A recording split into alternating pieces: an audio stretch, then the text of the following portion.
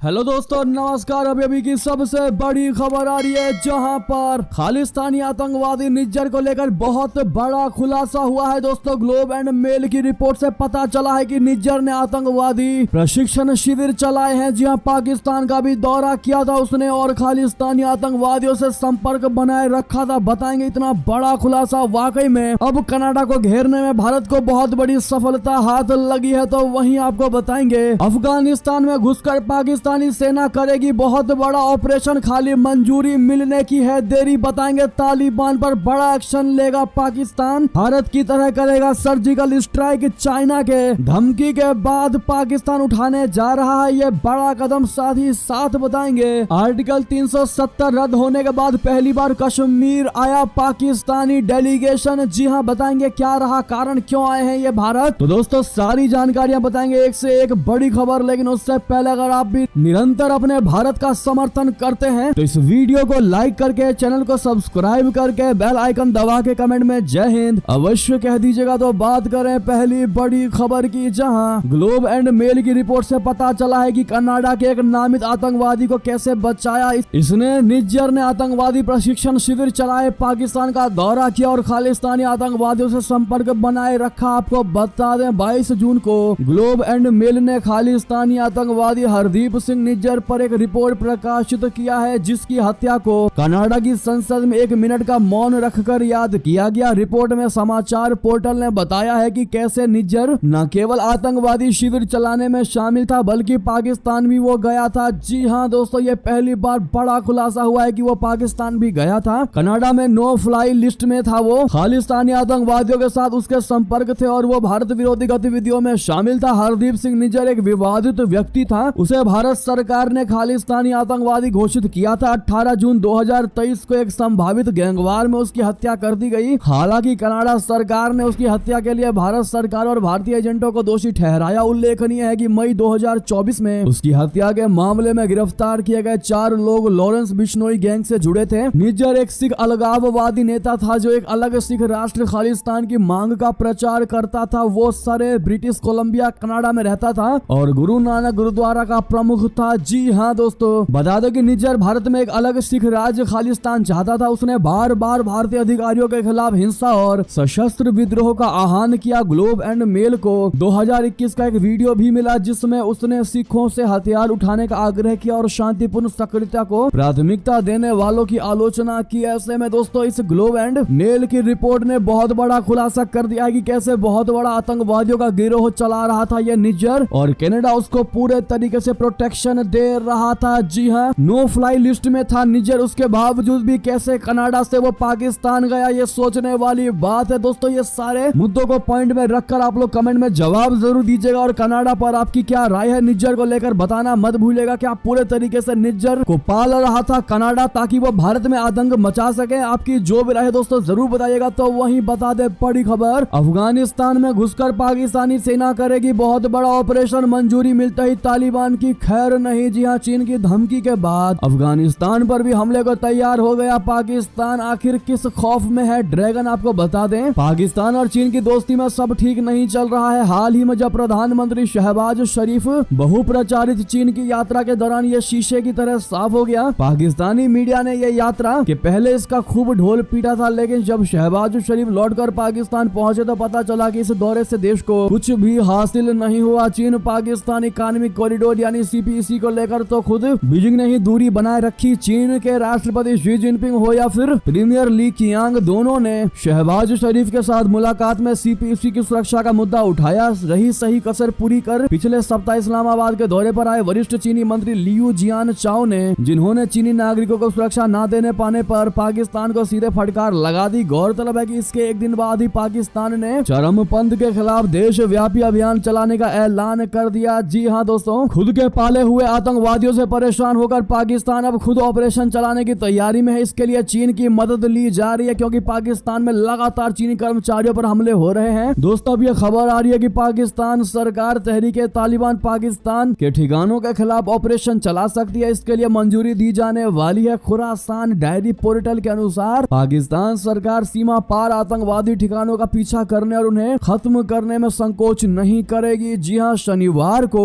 पाकिस्तान के प्रधान प्रधानमंत्री शहबाज शरीफ ने एक मीटिंग में चरमपंथ के खिलाफ अभियान चलाने को मंजूरी दी थी। जी हाँ, इसे ऑपरेशन अज़्म इस्तेहकाम नाम दिया गया है। अज़्म इस्तेहकाम। इस अभियान के तहत उत्तरी वजीरिस्तान से लेकर बलूचिस्तान तक कार्रवाई की जाएगी, यानी कि भारत की तरफ सर्जिकल स्ट्राइक करेगा अफगानिस्तान पर पाकिस्तान, वो भी चीन के खौफ में। आपको बता दें बड़ी खबर, जहां पर मुइजू के खास मौलाना ने योग के खिलाफ मालदीव में उगला जहर, कहा कोई भगवान नहीं है, सिर्फ और सिर्फ अल्लाह है। जी हाँ, और योग को इस्लाम के खिलाफ बता दिया है। जी हाँ, मालदीव में नफरत फैलाने वाले मौलाना शेख अली जैद ने भारत की उत्पत्ति योग के खिलाफ जहर उगला है। दुनिया भर में योग दिवस मनाए जाने का विरोध करते हुए मौलाना ने कहा कि यदि योग में हिंदू सूरज देवता की पूजा नहीं की जाती तो ये महज एक कसरत है। इसके साथ ही मौलाना ने यह भी कहा है कि हिंदुओं का योग इस्लाम के एकेश्वरवाद यानी कि मोनोथिज्म के खिलाफ है, इसीलिए मुसलमानों को योग नहीं करना चाहिए। मगर यहाँ पर उनका जहर उगलना बंद नहीं होता। मौलाना ने तो यहाँ तक कह डाला कि इस्लामिक देश में योग करने की परमिशन है ही नहीं, दी ही नहीं जानी चाहिए। मौलाना शेख जौद ने माले स्थित भारतीय उच्चायोग में इंटरनेशनल योगा डे मनाने के बाद एक्स पोस्ट करते हुए मुसलमानों को यानी कि मुस्लिम समुदाय को सलाह दी है कि योग के चक्कर में ना पड़े, इसके बजाय व्यायाम करें। शेख जैद ने एक्स पोस्ट में लिखा है कि योग इसीलिए योग है क्योंकि इसमें आध्यात्मिकता भी शामिल है जो कि सूर्य देवता से जुड़ी हुई है, इसीलिए हमारा कहना है कि योग मत करो बल्कि व्यायाम करो, इस योग दिवस के चक्कर में ना ही पढ़ो तो अच्छा है। अब ऐसे में दोस्तों भारत की उत्पत्ति इस योग को लेकर जिस प्रकार से इस मौलाना ने इसकी खिलाफी की और इसको इस्लाम का विरोधी बताया है, दोस्तों इस्लाम के लिए ना होना बताया है, तो वहीं कोई भगवान नहीं है, सिर्फ अल्लाह है जैसा जो बयान दिया है। अगर आप भी मानते हैं कि ये टॉलरेट बिल्कुल भी नहीं किया जाना चाहिए तो अपनी राय बची दीजिए और क्या जवाब देना चाहेंगे इस मुइजू के खास मौलाना को। देखते हैं क्या कहती है भारत की जनता। तो वहीं आपको बता दें आर्टिकल 370 रद्द होने के बाद पहली बार कश्मीर आया पाकिस्तानी दल। जी हाँ, क्या पिघलेगी दोनों देशों के बीच के रिश्तों की बर्फ? क्या कारण है कि पाकिस्तानी दल भारत पहुंचा है? आपको बता दें पाकिस्तान का एक प्रतिनिधि मंडल यानी डेलीगेशन जम्मू कश्मीर में 2 हाइड्रो इलेक्ट्रिक प्रोजेक्ट का निरीक्षण करने के लिए रविवार शाम जम्मू पहुंचा है। डेलीगेशन का भारत दौरा सिंधु जल संधि यानी IWT के तहत तटस्थ विशेषज्ञ कार्रवाई का हिस्सा है। 1960 की संधि के विवाद निपटान के तहत 5 साल से भी ज्यादा समय में किसी पाकिस्तानी प्रतिनिधि मंडल की यह पहली जम्मू कश्मीर यात्रा है। 9 साल की बातचीत के बाद भारत और पाकिस्तान द्वारा हस्ताक्षरित संधि में विश्व बैंक एक हस्ताक्षरकर्ता के रूप में शामिल है। ये कई सीमा पार नदियों के पानी के उपयोग के संबंध में दोनों देशों के बीच सहयोग और सूचना के आदान प्रदान के लिए एक रूपरेखा स्थापित करता है। इस डेलीगेशन के जम्मू आने के बाद इस पर भी चर्चा शुरू हो गई है कि क्या भारत पाकिस्तान के बीच रिश्तों की बर्फ अब पिघल रही है, जिसकी शहबाज शरीफ के पाकिस्तान का PM बनने के बाद कई दफा चर्चा हुआ था। 2019 में जम्मू कश्मीर का विशेष दर्जा समाप्त किए जाने के बाद दोनों देशों के बीच संबंधों में आई गिरावट से पहले 3 सदस्यीय पाकिस्तानी प्रतिनिधि मंडल ने जनवरी 2019 में आखिरी बार सिंधु जल संधि के प्रावधान के तहत पाकल दुल और लोअर कलन्नई जल विद्युत परियोजनाओं का निरीक्षण किया था। जी हाँ, साथ ही साथ आपको बता दें जयशंकर जी कनिष्क बम कांड याद करके हुए भावुक, कहा यह इतिहास में आतंकवाद के सबसे बुरे कृत्यों में शुमार है। जी हाँ, विदेश मंत्री जयशंकर जी ने रविवार को 1985 में कनिष्क विमान बम कांड को याद कर भावुक हो गए और कहा कि यह हमला इतिहास में आतंकवाद के सबसे बुरे कृत्यों में से एक है। बम विस्फोट की घटना के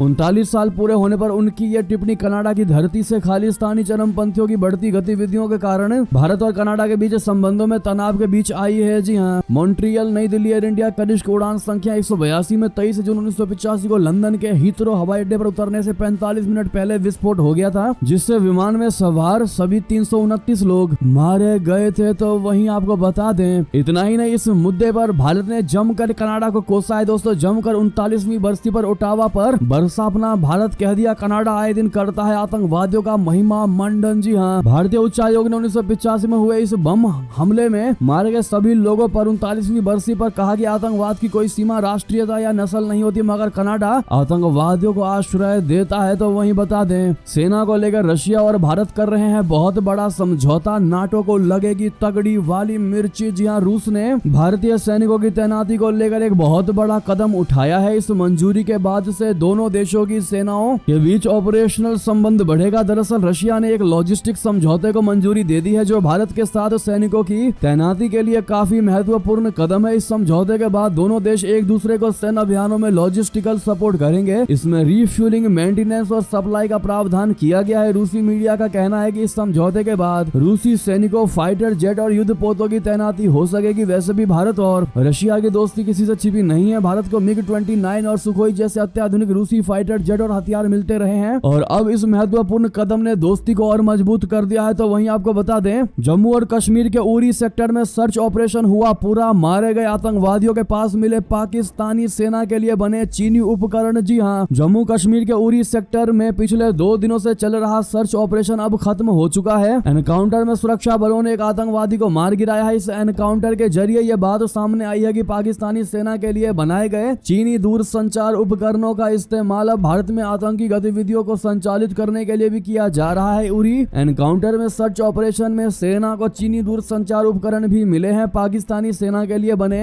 चीनी दूरसंचार उपकरण अब केंद्र शासित प्रदेश जम्मू कश्मीर में मौजूद आतंकवादियों के हाथों में पहुंच गए हैं। घाटी में आतंकवादियों के साथ एनकाउंटर में हाईली एनक्रिप्टेड चीनी टेलीकॉम गियर अल्ट्रा सेट जब्त किया गया है, जो पाकिस्तानी सेना द्वारा इस्तेमाल किया जाने वाला उपकरण है। जी ऑपरेशन बजरंग के जरिए एक आतंकवादी मारा गया, जिसकी पहचान रफीक पासवाल निवासी बाग के रूप में हुई है। ऐसे में दोस्तों सर्च ऑपरेशन के दौरान पाकिस्तानी सेना के लिए बनाए गए चीनी उपकरण जो मिले हैं दोस्तों, इससे क्लियर हो चुका है कि पाकिस्तान की सेना का इसमें बहुत बड़ा हाथ था। पाकिस्तानी सेना एजेंसी ने इन आतंकवादियों को कहीं ना कहीं ये उपकरण मुहैया करवाए थे भारत को तहलका देने के लिए। वैसे में इस खुलासे के बाद अगर आप भी मानते हैं कि अब कोई वजह नहीं बची पाकिस्तान का इलाज ना करने की, तो अपनी राय अवश्य दीजिएगा दोस्तों और हाथों हाथ कमेंट में मेरा भारत महान कहना मत भूलिएगा। तो वहीं आपको बता दें, रूसी जासूसी जहाजों से डरा यूरोप, जर्मनी के नजदीक डाला डेरा। इजरायली पनडुब्बी की आई शाम। मत बता दें, रशिया के 2 जासूसी जहाज इन दिनों यूरोप का चक्कर लगा रहे हैं। इससे पूरे यूरोप में डर का माहौल है। ये दोनों जासूसी जहाज काफी शक्तिशाली माने जाते हैं, जो जमीन ही नहीं बल्कि पानी के नीचे भी समुद्री गतिविधियों को ट्रैक कर सकते हैं। वर्तमान में ये दोनों जहाज जर्मनी के बंदरगाह शहर कील के पास मौजूद हैं, जहां इजरायल की नवीनतम पनडुब्बी का परीक्षण चल रहा है। ऐसे में माना जा रहा है कि रूसी जासूसी जहाज इजरायल की नई पनडुब्बी के बारे में खुफिया जानकारी जुटा रहे हैं। जी हाँ, नेवल न्यूज ने विशेषज्ञों के हवाले से बताया है कि नई पनडुब्बियों के लिए समुद्री परीक्षण अविश्वसनीय रूप से संवेदनशील समय होता है, खास तौर पर अपने क्लास की पहली नौका या किसी खास तकनीक वाली नौकाओं के लिए। ये उन्हें अन्य देशों की नौसेनाओं के संपर्क में लाता है जो नई पनडुब्बियों की आवाज के बारे में एक ध्वनिक लाइब्रेरी बनाना चाहते हैं। तो वहीं आपको बता दें, चीन के BRI जाल में फंसने जा रहा नेपाल, PM प्रचंड के सलाहकार ने दे दिया बड़ा बयान। भारत पर क्या कहा वो भी आपको बता दें। चीन के बढ़ते दबाव के बीच नेपाल की सरकार अब बेल्ट एंड रोड परियोजना यानी BRI की और आगे बढ़ती दिखाई दे रही है। नेपाल के विदेश मंत्री चीन के दौरे के बाद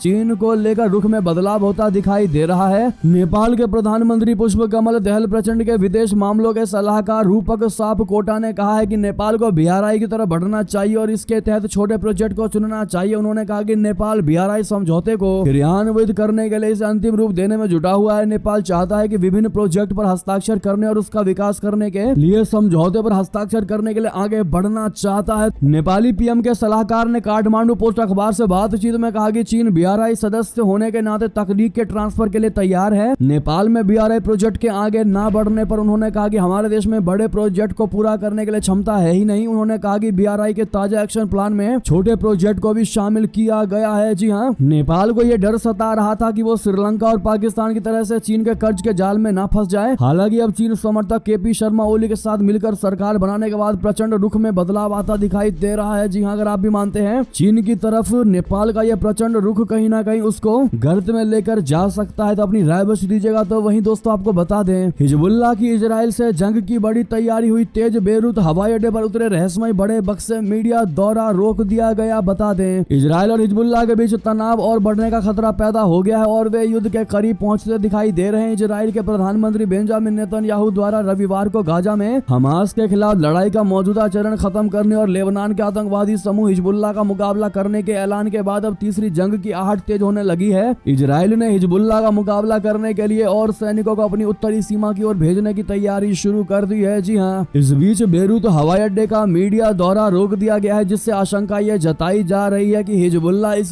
सुविधा का इस्तेमाल हथियार रखने के लिए कर सकता है। जी हाँ दोस्तों, तो वहीं आपको बता दें, विवेक रामास्वामी को डोनाल्ड ट्रंप बना सकते हैं अपना उपराष्ट्रपति उम्मीदवार। अमेरिका की राजनीति में इसको लेकर चर्चा हुई तेज। जी हाँ, अमेरिका में 5 नवंबर को राष्ट्रपति चुनाव होने वाले हैं और रिपब्लिकन पार्टी की तरफ से राष्ट्रपति पद की उम्मीदवारी के करीब पहुंच चुके डोनाल्ड ट्रंप भारतीय मूल के कारोबारी विवेक रामास्वामी को उपराष्ट्रपति उम्मीदवार बना सकते हैं। अमेरिका की सत्ता की गलियारों में चर्चा तेज है कि विवेक रामास्वामी को लेकर डोनाल्ड ट्रंप की पॉजिटिव प्रतिक्रिया है। विवेक रामास्वामी ने पिछले साल राष्ट्रपति पद के लिए अपनी कैंपेनिंग की थी, लेकिन रिपब्लिकन पार्टी में समर्थन हासिल करने में वो नाकाम रहे थे। उपराष्ट्रपति पद के उम्मीदवारों का चयन राष्ट्रपति पद के उम्मीदवार के जनसांख्यिकी, वैचारिक और भौगोलिक रूप से पूरक के रूप में किया जाता है। ट्रंप ने 2016 में माइक पेंस को अपना रनिंग मेट चुना था। ऐसे में आप लोगों से हमारा सवाल है, डोनाल्ड ट्रंप या जो बाइडेन या फिर कोई अन्य होना चाहिए राष्ट्रपति? देखते हैं क्या कहती है भारत की प्रिय जनता।